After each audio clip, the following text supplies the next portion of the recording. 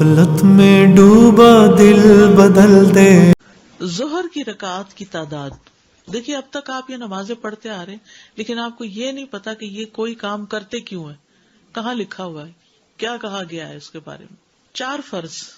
انس رضی اللہ عنہ سے روایت ہے, انہوں نے کہا میں نے نبی صلی اللہ علیہ وسلم کے ساتھ مدینہ میں ظہر کی 4 رکعات ادا کی اور ذوالحلیفہ میں 2 رکعات ادا کی. مدینہ میں 4 اور ذوالحلیفہ میں 2. وہ کیوں؟ قصر تھی. میں نے سوچا شاید آپ یہ سوچ رہے ہوں کہ کسی شہر میں کم اور کسی میں زیادہ. فرض سے پہلے 4 سنتیں. حضرت عائشہ سے روایت ہے نبی صلی اللہ علیہ وسلم ظہر سے پہلے 4 سنتیں اور نماز فجر سے پہلے 2 سنتیں کبھی نہیں چھوڑتے تھے. زوال کے بعد یہ رکعات پڑھنے کی اہمیت, یعنی فوراً بعد. عبداللہ بن صائب رضی اللہ عنہ سے مروی ہے کہ نبی صلی اللہ علیہ وسلم زوال کے بعد ظہر کی نماز سے پہلے 4 رکعتیں پڑھتے تھے اور فرماتے تھے کہ اس وقت آسمان کے دروازے کھول دیے جاتے ہیں, اس لیے میں چاہتا ہوں کہ اس وقت کوئی نیک عمل آگے بھیجوں. تو نماز سے زیادہ کیا نیک عمل ہو سکتا ہے؟ پھر آسمان کے دروازے کھلتے ہیں اس وقت, دعائیں قبول ہوتی ہیں اس وقت. سحری میں نماز پڑھنے کے برابر عمل ہے.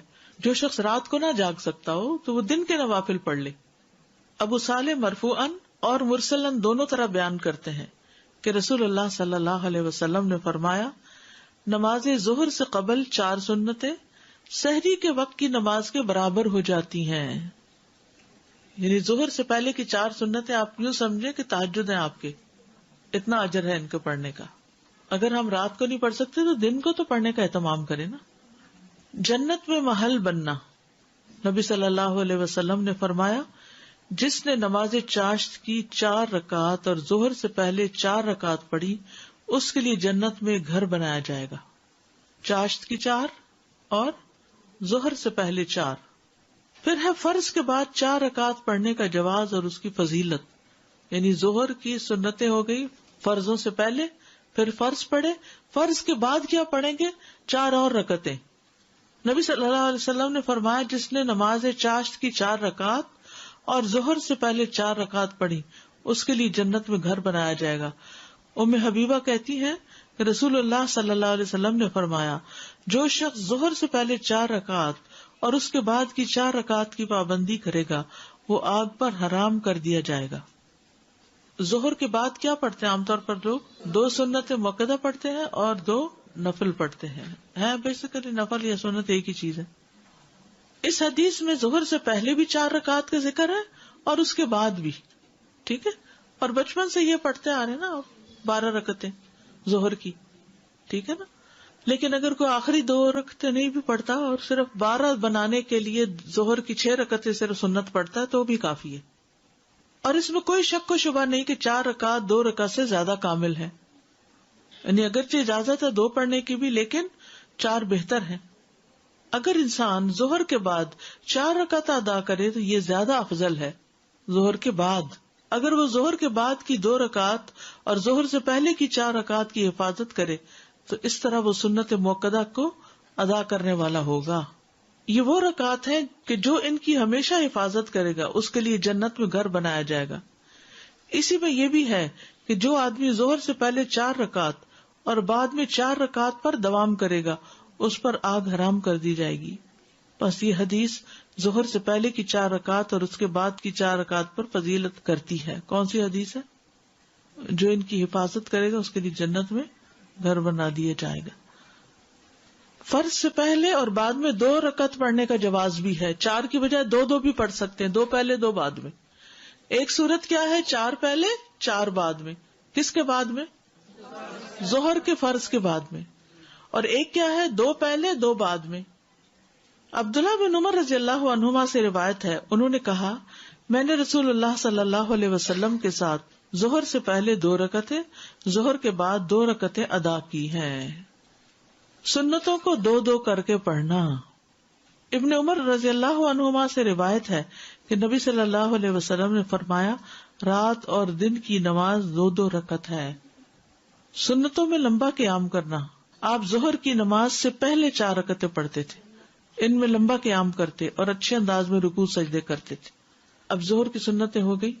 کیا صورتیں ہیں اس کی 2؟ اس کا فائدہ بتا دیجئے. جو 4 پہلے اور 4 بعد میں پڑھتا ہے گھر آمد پر, اور جو شخص 4 پہلے پڑھتا ہے 2 بعد میں پڑھتا ہے along with other فجر اور مغرب عشاء کی سنتوں کے ساتھ ٹوٹل 12 کر کے, اس کی جنت واجب.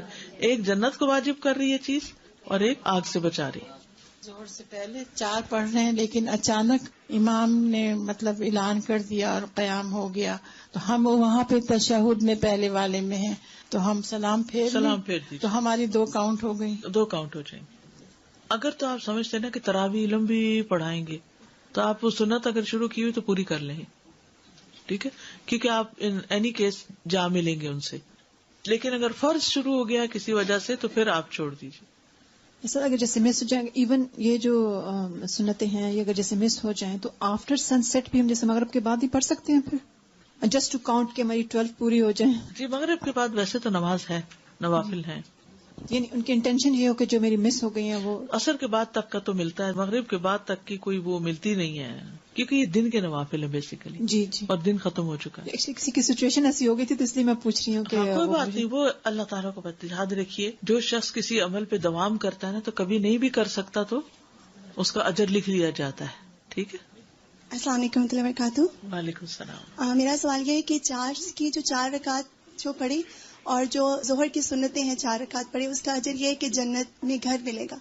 تو جو 4 رکعتوں میں بعض اوقات اگر کوئی 2 نوافل پڑھ لیے, جیسے بعض اوقات استخارہ کے لیے 2 نفل پڑھ لیے جاتے ہیں یا حاجت کے, تو وہ اس میں کاؤنٹ ہوں گے؟ کوئی حرج نہیں, پڑھ لیں.